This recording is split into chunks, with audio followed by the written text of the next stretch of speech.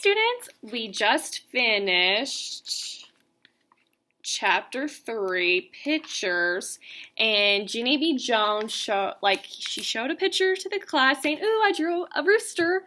But what did she draw? She drew a tree that fell on the rooster. So, because she's scared and terrified of roosters. So at first she was terrified about going to the farm because of horses, and now she's terrified of roosters. So we are going to read on chapter 4, Cock-a-Doodle-Doo, and that's the sound roosters make. So I have a feeling that we're going to be talking more about roosters, so I can't wait to see what this chapter is going to be about. On Saturday, Mother came into my room. She said we were going shopping for clothes for the farm trip. I looked up from my coloring book. "No, thank you," I said, "on account of I'm getting a fever that day, so I won't be actually going to the farm." Mother laughed. "Don't be silly," she said. Then she picked me up, and she carried me out to the car. "Yeah, only here's the problem. You are not respecting my wishes," I said. Mother laughed some more. "I promise this will be fun." I did a huffy breath. "Whatever," I said. Whatever is the grown-up word for that is the dumbest thing I've ever heard. And guess what? I was right. Shopping was not fun at all, 'cause Mother kept on making me try on clothes that I didn't want. First, she made me try on a shirt with checkered squares, and then she made me try on overalls with big, giant pockets. Plus, she tied a bandana around my neck, and she put a straw hat on my head. I looked in the mirror myself. "What do you know? I'm a cornball," she said. And if you look at the cover page of this book, you could see the straw hat and the bandana and her checkered plaid shirt and her overalls. And then here's a photo. And she looks very grouchy. She's like, "I don't want this outfit, Mom. Like, I don't want to go to the farm." Have you ever had those moments when you're shopping with your parents and they want to give you a shirt, but you just don't want that shirt or outfit or clothes and pants? Yeah, like my mom does that for me sometimes, and I'm like, "No, I don't want that shirt, Mom. I don't want it. I will not wear it." Only too bad for me, 'cause Mother said I looked cute as a button. Now, if we looked at this sentence, I looked cute as a button. This is a big kid term called simile. Let's repeat the word simile. Simile is when you're comparing two things. You can use in the words like and as, okay? So simile is going to be a big kid term, okay, for you guys to remember. So remember that term, simile. So we've talked about personification, simile. And she brought these clothes anyway.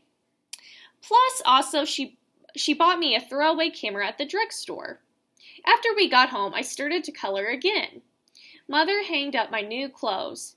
"Do you want me to show you how to use the camera for your trip now?" she asked. "No, thank you," I said. "On account of I'm getting a fever that day, so I won't be actually going to the farm." After that, Mother did a big sigh, and she closed my door, and she let me color in peace. Have you guys ever act sick to get out of doing something? Yeah, I've done that a couple of times myself. But then, once you grow up, you can't do that. I got tricked, 'cause on the day of the trip, I told Mother I had a fever. But that woman did not even take my word for it. Instead, she took my temperature. And so what kind of trust is that, I asked you? "No fever," she said. Then Mother dressed me in my farm clothes. Then she drove me right to my school. We pulled into the parking lot. "Oh no," I said. "Oh no. 'Cause the bus was there for the field trip already. It was parked right at the curb." "Believe me, Junie B," said Mother, "you're going to have a great day." Then she got me out of the car, and she pulled me to my teacher. "Good morning, Junie B," said Mrs. "Don't you look cute today?" I felt my forehead. "I'm ill," I said. Mrs. smiled. "I love your straw hat." My head is a flamin' fireball, I said. Now, my head is a flamin' fireball. Now, here's another big kid term, metaphor. So we're comparing two things, the head to a flamin' fireball, without using the words like or as. See, if you look at the sentence, my head is a flamin' fireball. Her head is not really a flamin' fireball. She's just comparing her head to a flamin' fireball. So that's a metaphor. Mrs. bent down next to me, and that bandana is absolutely darling. I am burning to a crinkle, I told her. Crisp, said Mother. Whatever, I said. After that, Mother lifted me onto the bus, and she handed me my backpack with my lunch and camera. She waved goodbye to me. I did not wave back, because my hand did not feel friendly. Just then, my bestest friend named Grace came running to get me. Junie B, Junie B, Junie B. Lucille and I saved you a seat. Then she grabbed my arm and she took me away into the back. I sat down next to Lucille. No, said that Grace. That's my seat, Junie B. She quick pulled me up. So where am I supposed to sit then? I asked. Lucille pointed across the aisle. Right there, silly, she said. You're sitting right directly across from Grace and me. And so it's almost like we're sitting together, except you'll be separated. I sat down because there was nobody to talk. Because there was nobody to talk to over there. I told her. Just then that meanie Jim jumped up from the seat behind me. Me! You can talk to me, he said, laughing. And then he leaned into my ear and he hollered, Cock-a-doodle-doo!